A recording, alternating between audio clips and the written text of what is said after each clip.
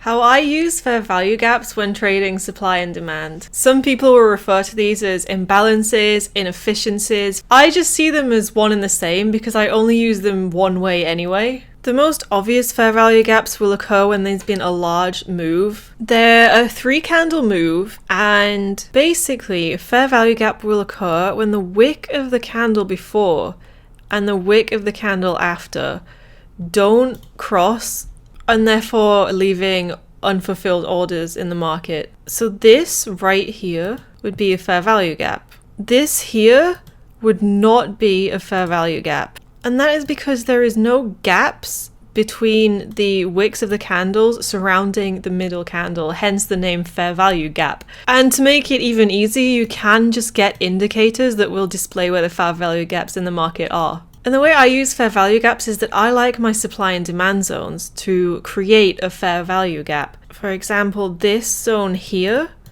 created this fair value gap. This zone here created this fair value gap, and so on.